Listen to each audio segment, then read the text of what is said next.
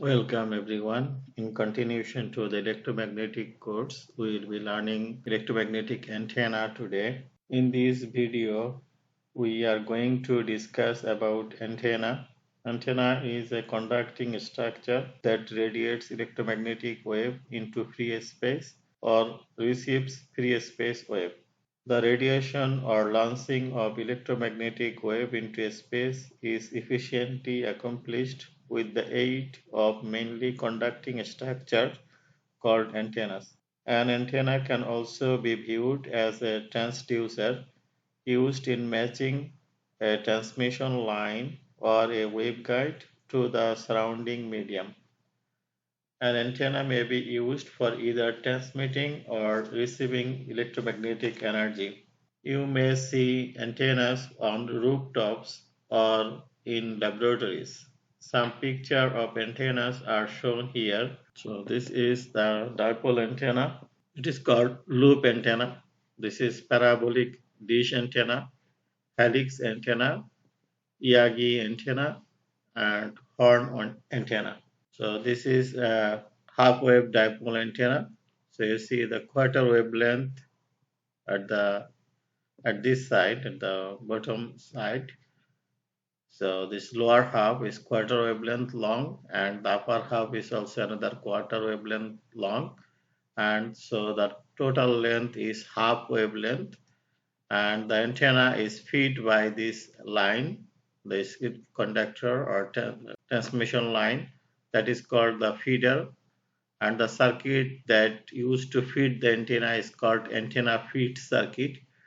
And antenna elements, so these are the antenna elements. We will be discussing about the electric and magnetic field expression of an antenna, and then find some useful measures for antenna called the antenna parameter. Such parameters include the field distributions, the radiation power, radiation resistance, radiation pattern, etc.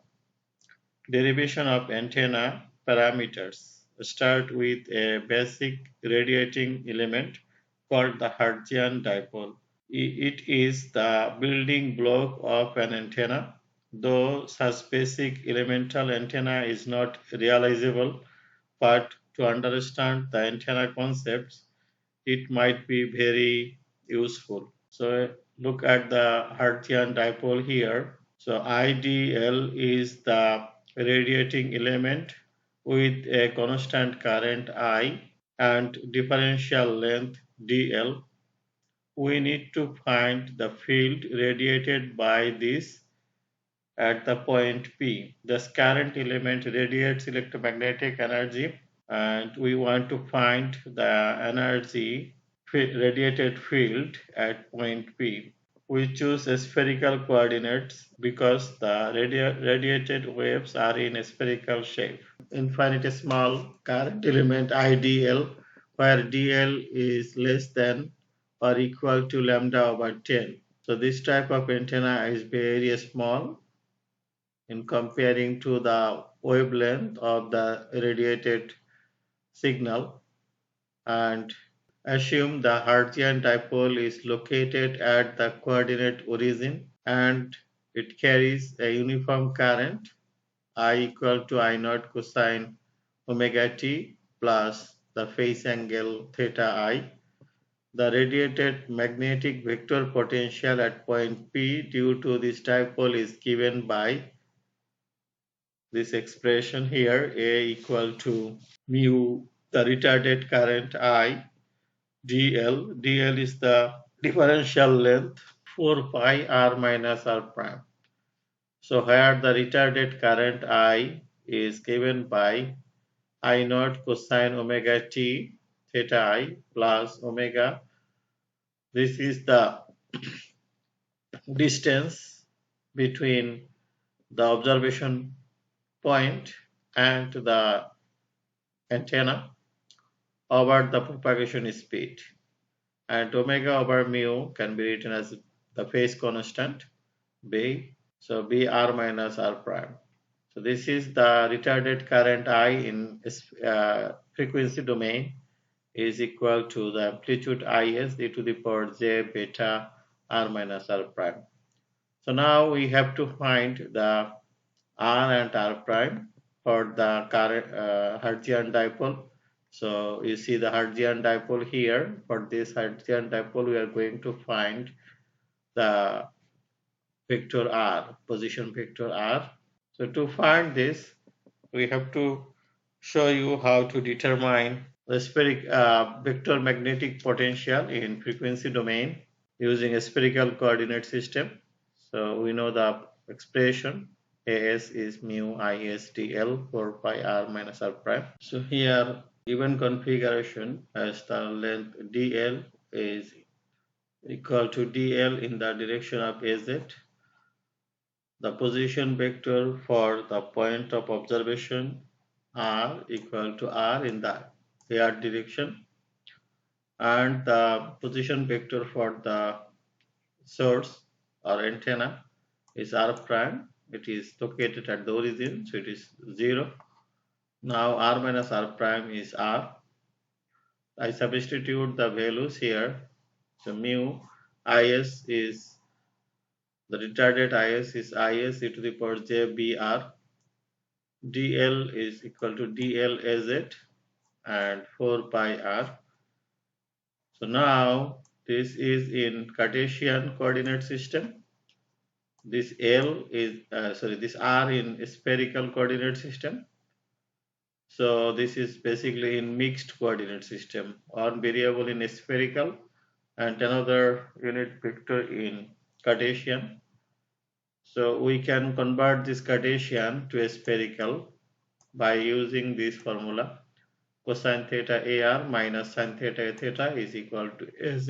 So now if we look at the expression here, AS has R component and theta component. So I write the R component is mu is dl 4 pi. This part is the constant part. So they are constant. Cosine theta is a variable with function of theta, and this is a function of R. So this part is a function of R. Similarly, the theta component of A has a constant part here, a variable part with respect to theta and with respect to R. There is no phi component, so phi is equal to 0. Now, if you want to find AS from AS, the magnetic field intensity from magnetic potential, we know the formula AS equal to BS over mu and BS equal to curl of AS over mu. So if I replace this curl of A in a spherical system, so you can get this formula like this. So this is the curl equivalent in matrix form. Now in this, look at the expression of AS. In previous slide, you will see AS is not a function of phi. AS is a function of R and theta. So if you take the derivative of A with respect to phi, it will be 0. So you can write this is 0 and A has no phi component, so this is 0. So we substitute 0 for this line and 0 here, and then expand this. So if you expand this, you will come up with this expression, and further simplify this. So you can see that the magnetic field has only phi component. So it has only phi component. So if I take the derivative of this with respect to r and derivative of this with respect to theta and do some mathematical work here, and you will come up the expression like this. So here you see this is the constant term. This is the function of theta, and this term is function of phi r, and it has only phi components. So there is no r component for H, and there is no theta component for H. We have only phi component for H. And from this magnetic field, we can find electric field using Maxwell's equation. We apply Maxwell's equation to find the electric field. This is for source free and loss free medium. So this is source free. We assume a source free and lossless. So you know the Maxwell's equation for source free lossless medium is this. Now I expand this curl of A's in a spherical coordinate system and divide this with 1 over j mu e epsilon. So in this case, you see the A's is not a function of theta. So I write our d theta is 0. This is function of r and theta. Function. It is not a function of phi. So I write d over d phi partial or partial phi equal to 0. But this is function of r and theta. So I write partial or partial r partial or partial theta. But H has no component in the r direction and no component in the theta direction. So H rs and H theta s become 0. So we have only phi component. So if you expand this, you will come up with this one. So as you see, if you expand this, you will get E with the R function and E with the R direction and E in the theta direction. So now we solve for E in the R direction and theta direction separately. So if you find the R direction of E as this equation, and here you have beta equal to omega mu epsilon, and we have omega here and epsilon here. So if you cancel this omega with this omega and minimize this epsilon with this epsilon, so you'll get mu over epsilon. This mu over epsilon is equal to eta, at this one. So here this is the constant term up to this, and this is function of r including this one, and this is the theta component, function of theta. Now the theta component of E we take here and simplify this. We'll come up with this expression up to this point, and this is the phi component of E. So if you look at the E and H field component, you might see the component has something over R. Here is R square, and this component has factor has R cube. So this is the theta component of E. Similarly, if you look at the R component, you see we have R square and R cube term. And if you see the H, so H has R and R square term. So now the meaning of R term is called the far field term or radiation term. And the R square term is called induction term, that comes from Biot-Savart law. So this term is very significant for the closer to the source. So if you are very close to the source, you might see this term dominating. And R square term is called the electrostatic dipole term. And this is also significant if you are measuring electric and magnetic field close to antenna. But antenna is purposely made to deliver signal or electromagnetic power at far distance. So if you go far from the antenna, this term, because you know far means R is very high, this term and this term, this is cube term. So this term and this term will be very low. So this significance will be, or the value of the strength of this term will be very small, because if R is large, then R square will be 1 over R square will be small, 1 over R cube will be even smaller. So we can only keep 1 over R term, because this is the term that exists at the far field. So if you go far from the antenna, the magnetic field will exist, only this component or this value will exist, and for electric field only the theta component will exist, because that has the R term.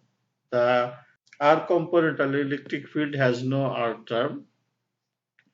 And as you look at this far field, you have H in the phi direction and E in the theta direction. So at far distance, if you take the ratio of E and phi, You see it has is, there we have is, dl 4 pi, so they will be cancel out, this term will cancel out, you have only eta term. So you'll get h psi over pi equal to eta. So this is the wave impedance or radiation, yes, so far field wave impedance. So now if you write down E and A's, so you'll come up with this relation. ES in the vector will be eta times SS cross AP. So this is the same relation that we have learned for transverse electromagnetic case. So for antenna, we also find that at far region, the antenna radiated field also a TEM wave because they satisfy these things. And electric field and magnetic field both are perpendicular. One is in theta direction and magnetic field in phi direction, and they are propagating in earth direction. So if you see here, the electric field, magnetic field, they are perpendicular to each other, and also they are propagating in the perpendicular direction. So they are propagating in earth direction, and electric field, if electric field polarized in theta, magnetic field will be in phi. And both waves are propagating in the earth direction.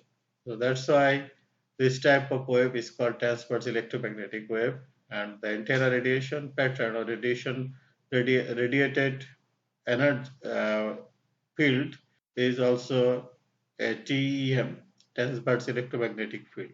Now, if for far field, the electric field can be measured from using this equation instead of solving Maxwell's equation. So if you don't want to use uh, the matrix form, you can simply use this expression to find the magnetic field, or the other expression, right? If electric field is known, you can find magnetic field by using this formula, Fp. So if you know magnetic field, you can use this formula to find electric field. But if you know electric field, you can find magnetic field by the this formula. So this formula for to find the magnetic field. But be careful, you can apply all this formula only to find the far field expression. So for the induction term or electrostatic dipole term, you cannot use this formula. So now if we want to find the radiated power, time average power, so the can apply the Poynting vector here, P average, time average power is half ES cross HS conjugate. ES, we are taking the far field expression for ES, and for HS far field expression is this. Now we are taking the conjugate of HS. So to conjugate, that there is a J term, we replace the sign here positive, and here we have a Z term positive, we make it negative J. So then we multiply them. If you multiply this, you'll get ISTL 4 pi squared beta over R square, J and J square will be negative J square, and negative J square is minus 1, so that becomes 1. So you are keeping this like this. And then sin theta makes sin square theta, eta, and a theta cross a phi. So now if you take the square, be careful about this notation, right? Because basically is this. Don't forget to put this dot, right? There is a typo here. So the is also we have to make conjugate of is. And this is is. This will be is. So I am going to write down this. So this will be is and is conjugate. DL square and 4 pi square. So DL square, 4 pi square, I conjugate is. and I conjugate Is will be Is magnitude square. So just if you multiply I with I conjugate, you will get I square. So we are just writing I magnitude square, dl square, beta square, and this, so you are getting this expression here. So this is the Poynting vector, time average Poynting vector or power density vector. Now, if you want to find total power, you have to take the surface integration of this over a closed surface. So I am taking a surface like r square sin theta d theta d phi in the air direction, and then we solve it. So you are getting solving sine cube theta with respect to theta and d phi for 0 to 2 pi. So if you solve this sine cube theta, you will get the solution like 4 over 3, and d phi will give you 2 pi. So now I am getting this expression where we replace the beta with 2 pi over lambda.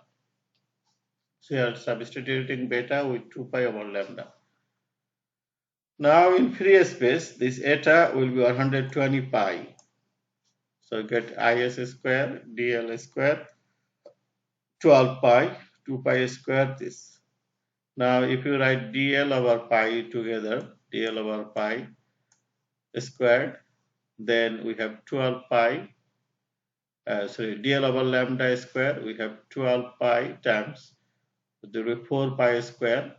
So we have 4 pi square, 12 pi. So you can cancel this 12 with this 12, 10. So it will be 10 times 4, 40 pi square, is square, dl over lambda square. So be careful here. Sometimes in the test we might ask you to find the total power with respect to dl over lambda. So we have to write dl over lambda separately. So this expression with respect to dl over lambda. Now this is the total power obtained from carried by the electromagnetic wave. So the electromagnetic wave produced by the antenna carries this mass power over a spherical surface. So now this power is basically delivered by the antenna feed circuit, right? So if you think about, you have an antenna, you have a circuit like this that is feeding the antenna. So this is your antenna here. This is your antenna. So I just writing the electrical equivalent for an antenna. So this is your antenna. Let's say this antenna has an impedance ZA, and ZA might have two parts. One is the RA or R radiation. Let's say R radiation plus X radiation. So we write the antenna impedance has two parts, the radiation resistance and this. Now as it is an electrical circuit, so there will be a power loss, ohmic power loss, which can be measured by using the current here. Let's say this current is IO. So this current is IO and resistance is this. So you can write, so if you know the RMS value of this current, so the power will be I RMS squared plus R radiation. And I RMS can be written like IO over square root of 2. So IO over square root of 2 gives you I RMS. So square root of 2 is basically half, right? Or if we take a square, then it will be half IO square R radiation. So this is the power that is received by this antenna, and then antenna is radiating the energy or power, and the radiation, the power we expression we found before is this mass. So this is the power delivered by the field, electromagnetic field radiated from an antenna. So now this power will be equal to this power. So if we have assume a lossless system, as we have started with a lossless medium, so this power is equal to this power. So the antenna, this power is radiated by the antenna, and this power is delivered by the feed circuit. So this is the feed antenna feed circuit. The antenna feed circuit. So this feeding circuit produces this much power, and the antenna producing this bus power. So now we equate these two powers and we might find the radiation resistance. So this is the radiation resistance of Hertzian dipole antenna. Now the radiation resistance is depending on the length of the antenna. So if the length is lambda over 10, so as we define Hertzian dipole like this, Hertzian dipole antenna length will less than lambda over 10. So if you think the antenna length is lambda over 10, then this resistance becomes 0.8 pi square or 7.89 ohms. So as you see, this is very low resistance. Radiation resistance is very low. As you know, the characteristic impedance of transmission line here, this is relatively higher than this resistance. So let's say we might have a 50 ohms transmission line or a 100 ohms transmission line, but this resistance is only 7.89 ohms or almost 8 ohms. So there is a mismatch in the resistance. That's why there will be a reflection here and you might find a standing wave. So this is not an efficient antenna then because the radiation resistance is low. So as the radiation resistance is low, Hertzian dipole is not an efficient antenna. So the radiation resistance of Hertzian dipole antenna is very small. So it's practically difficult to match it with real transmission line. And it also assumes that dipole has a uniform current. So we also assume our dipole has a uniform current IO, but we are assuming the antenna works with time varying current, not with uniform current. So, but we solve or drive all the expression with assuming a uniform current, and which requires that the current non-zero at the end points, and it is not possible because surrounding medium is not conducting, so it is free space or dielectric space. So that's why the Hertzian dipole is not a realizable antenna also. So Hertzian dipole is not a realizable antenna. It is not an efficient antenna. It is not efficient because radiation resistance is low, and it is not realizable because we are assuming a uniform current. But we have to have a current, time varying current, the current that is a function of time, and it is not possible for the current element, Hertzian current element that we have assumed. So that's why the Hertzian dipole is not a realizable antenna also. It is neither a realizable antenna and it is not a efficient antenna. So in the test we might ask you to solve a problem like this. A Hertzian dipole, like say, has ISBAZ. This is the DL. Now we taking D as IS. So we derive the expression for using IDL. Now we are considering ISBAZ. Instead of ideal, we are taking the length equal to B and in the Z direction. So here the electric field expression is given at the far field. So you have to make a good sketch. So we show the case before, like at the beginning of this lecture, we show the Hertzian dipole case. We have to show the same case here in Cartesian system.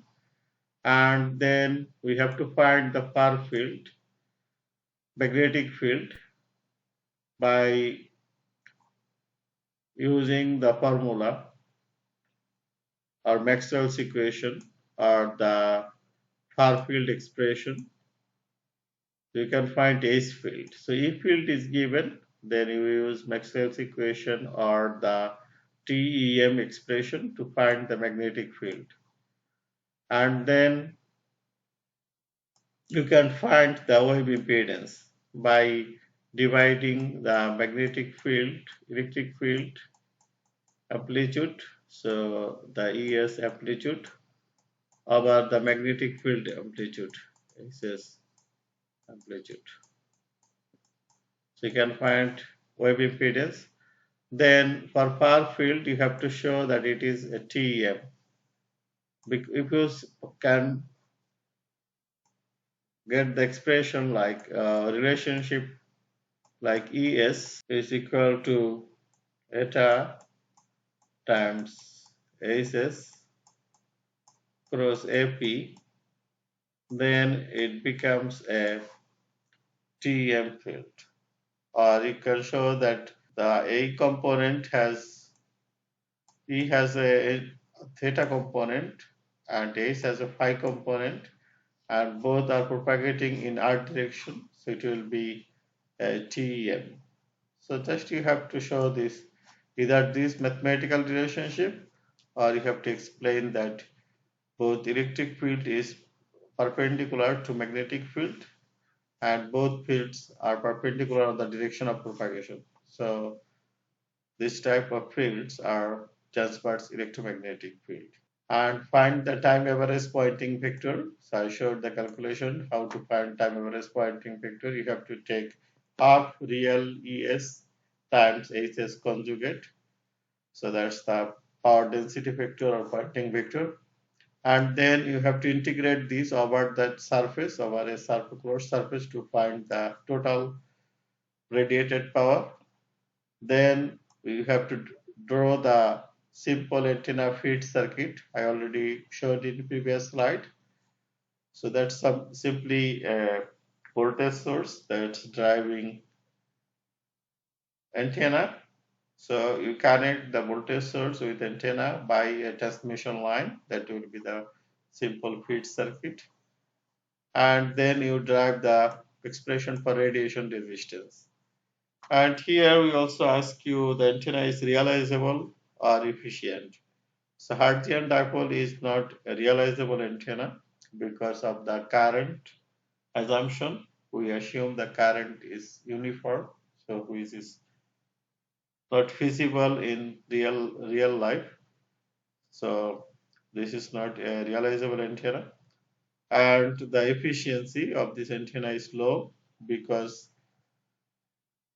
the radiation resistance is very small, so there may be a reflection because the practical transmission line has higher impedance than the antenna impedance, and make the system uh, make uh, make make the antenna mismatch with the transmission line, and there will be a standing wave or reflection power. So power will be reflected back to the source. That's why it is not an efficient antenna. Now we can resolve on of this limitation by assuming a short antenna. A short antenna, like say we have instead of Hertzian dipole, we put the fed circuit here. So this is my antenna fed circuit. So, and there will be a current positive side here, negative side here, or negative positive here. So you might see a current pattern like this. So there's a 0 here and 0 here, and current is increasing like this way and then decreasing like this. So you might have a, now this current is not uniform current.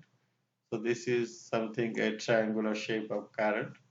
So this is a time varying current or very non-uniform current. So this type of antenna may be realizable. So now if we have an antenna like this, what will be the how we can use this current in my Hertzian dipole. So Hertzian dipole we assume a constant current, but here we have a varying time varying current. So this current is not uniform, but we can replace this current with the average current. So average current will be IO over 2, because this is IO, this is 0. So 0 plus IO over 2 makes us IO over 2. So I average equal to IO over 2. So now if you want to find the radiation resistance, you can write I average over IO squared. Now I average is IO over 2. So if you replace I average or IO equal to 2 I average, then it will be 4 and 80 is 25. So now if you have antenna size is DL over 2, the radiation resistance is low, even smaller than the Hertzian dipole. So this antenna is again non-efficient antenna, but it is realizable. So this antenna is realizable because we assume a non-uniform current. So this is realizable, but radiation resistance is very low. So this antenna is not efficient antenna. Now we consider half-wave dipole antenna. Half-wave dipole antenna is the most efficient and realizable antenna. So if you see, we have a fed circuit connected here. So we connect a antenna fed circuit here, this transmission line, and the antenna just you see here one part and other part of this here. So if you see zero current at this point, so the current will be distributed throughout the antenna like this. So you will get a non-uniform current, but now it is a function of cosine. So this function of cosine function, and let us consider one element on this at 0 z prime distance, and want to find the radiation power radiated field at the point P. So this is the distance vector from center to that point is R, and from the element to the ascent is R1. So now if we solve this antenna, so this is the half-wave dipole antenna, so antenna length will be lambda over 2, and the current is now IO cosine beta z cosine omega t. So now if I find the retarded current, that will be cosine beta z prime cosine omega t, and this distance is r prime over u. So this is the delay time. So the distance from the current element to the observation point is r prime over u, and we can write it k. Omega over u is k. We put here k.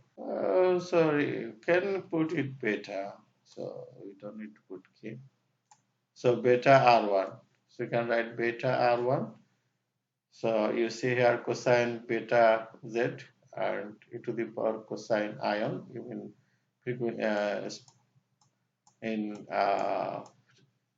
frequency domain. So now R1 here, R1 is R minus Z prime cosine theta. If you see the figure here, so this is R, and this, so R is this mass, and R1 is R minus this much. So as you have theta here, so this is u theta, theta makes the angle with this. So if you have theta here, so this distance will be cosine theta. This will be cosine theta. So you can write r cosine theta. So r cosine theta, which is z prime. So you can write z prime cosine theta is this mass. So r minus z prime cosine theta is basically this distance. Because this distance and this distance are equal, only r is little bit higher, larger than r1. And how much larger? So r, this much. And this much is z prime cosine theta. So you can write r1 equal to r minus z prime cosine theta. So we write r minus z prime cosine theta. So now I substitute this here, and then we put this expression, then we solve for lambda over 4 to lambda over 4, because this is half wave dipole antenna. So we are taking negative lambda over 4 to positive lambda over 4. Total length will be lambda over 2 cosine beta z cosine this. So you need a special formula for integrating this one, and you will come up this solution. So we don't recommend you how to solve this or memorize this expression. Anyway, for the test, we never ask you to solve half wave dipole antenna. So this is the expression, and the integration is here. Now we are getting the expression for A, and we substitute AZ into spherical coordinates here. Then this is the formula for integration we showed here. Now if you find the r component and theta component of A, you will come up with this solution, and phi component of A is 0. Once you get A, you can find S by using this formula, and the S field has a expression like this in the far field. Similarly, you can find S field using, I use the TM formula because the matrix is little bit time consuming. So you are using this formula and find the electric field expression. Now we find the total time average power and total power. So this is the time average power expression. So you are taking E and S conjugate. So you are solving this. And then we find the total power, and again you need to know how to solve this one. So this is the formula for solving this. Anyway, you don't need to know how to solve this or memorize this expression. We will not ask you to solve this. And then we can find the radiation resistance by using this formula. And you see now the radiation resistance is large enough. It is 73 ohms.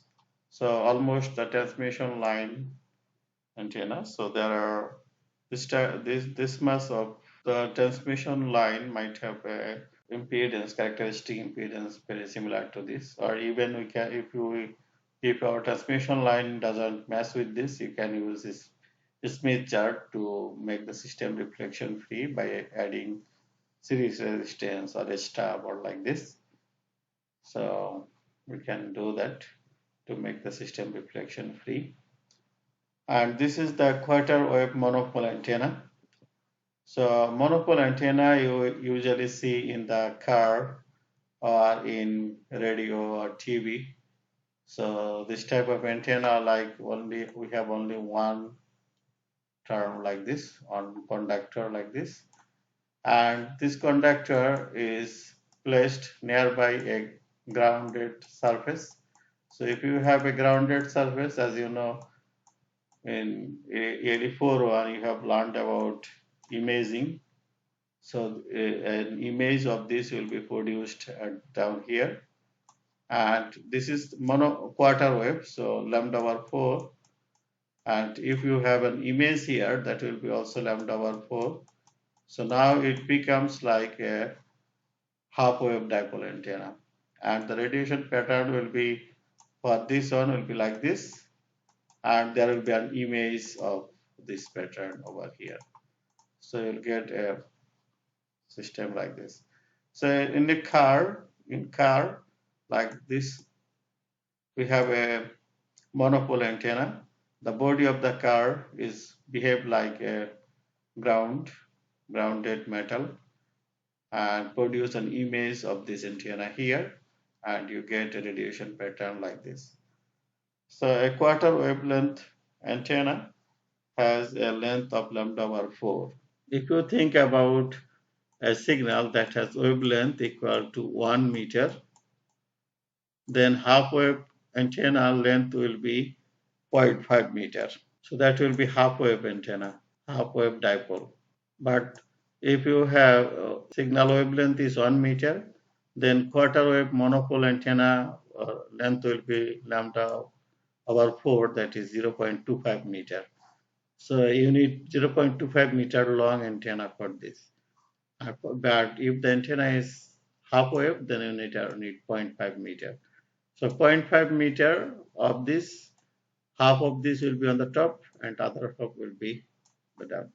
So that makes 0.5. So you'll get 0.25 here and 0.25 here. That makes total is length is 0.5 meter.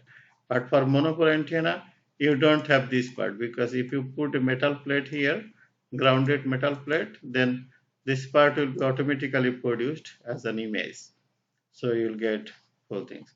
Only the difference between half wave and monopole antenna is the radiation resistance, as the image doesn't contribute to the radiation resistance, because radiation resistance comes from the feed circuit, and this is the actual electric circuit.